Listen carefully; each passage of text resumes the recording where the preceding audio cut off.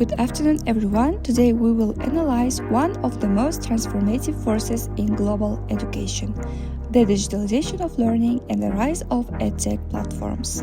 In an era where AI, big data, and mobile connectivity intersect with pedagogy, understanding the shift is no longer optional. It is academically essential. So let's talk about historical context. Digitalization is not a sudden revolution, but the logical result of a centuries-long historical process. Each technological era has fundamentally changed how we transfer knowledge. EdTech is simply the latest link in that chain. Before discussing Coursera or AI, let's look at history. For millennia, humanity has sought new ways to pass knowledge to future generations. Whether it was the invention of writing, the printing press, or the internet, technology has always transformed education. Today's digitalization is not an exception. It is a continuation of that history. Global and the local relevance. The relevance of this topic is immense. Globally, the edtech market is projected to reach $340 billion by 2025.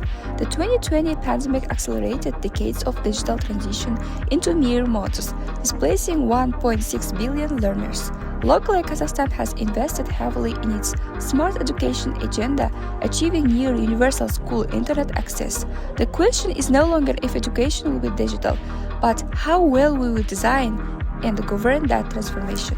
Yet digitalization is not without deep structural problems. Bayersted et al. In their University of Oslo case study identify what they term dual digitalization, where educational logistics and subject-specific knowledge develop on completely separate technological tracks, creating fragmentation rather than coherent learning environments.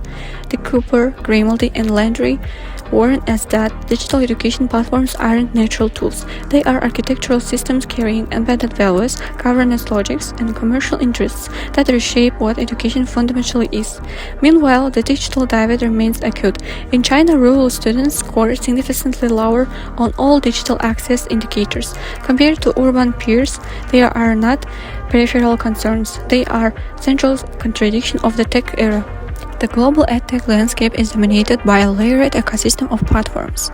Moodle with over 300 million registered users represent the open-source model, decentralized educator-controlled. Google Classroom with 170 million users represent the corporate model, seamlessly integrated but operating what researchers call algorithmic pedagogy, where the platform's architecture actively shapes teaching and learning choices. Coursera's shift toward theory partnership demonstrated the platformization of credentialing itself. In Kazakhstan, Bloomlet and the national education portal niche Edu.kz represent government-led digitalization, centrally governed and curriculum-aligned, yet limited in personalization. The critical question is not which platform is largest, but which model best preserves educational sovereignty. Digital education is not simply a utopia or dystopia. Its main advantage is wider access to knowledge. Students in rural Kazakhstan can now study the same Coursera courses as students in Almaty or Astana. AI-powered learning systems also adjust content difficulty in real time for different learners. However, the disadvantages are serious. Norwegian research found that 71% of students experienced weaker learning outcomes in fully digital education because isolation reduces engagement. In addition, platforms like Google Classroom collect and monetize students' data without explicit consent. The main challenge is to use digital technologies while avoiding the commercialization of education. Artificial intelligence is already transforming education today. Platforms like Duolingo and Carnegie Learning personalize lessons based on student behavior. Generative AI, especially ChatGPT, has also changed traditional assessment systems and forced universities to rethink academic integrity. Even the metaverse is becoming practical. The University of Oslo's digital courtroom allows law students to practice virtual legal trials with real judges. However, researchers warn that AI shouldn't simply be added to old educational systems, but should help completely rethink education itself. Kazakhstan is an important example of large-scale education digitalization. By 2023, the Digital Kazakhstan program helped achieve 95% of internet access in school. Platforms like Kundalik.kz now serve more than 2.5 million students. while Bilimland provides digital learning content. However, these systems still work separately. Kundelik manages administration, while Bilimland focuses on education content. Without a fully unfed learning space, in addition, the urban-rural gap remains clear because students in Almaty usually have better digital access and skills than students in regions like Atrau or Jambul.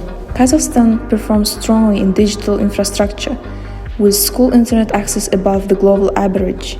However, the country still falls behind in areas such as teacher digital literacy, online university learning, and edtech investment. Researchers describe this as a common development stage.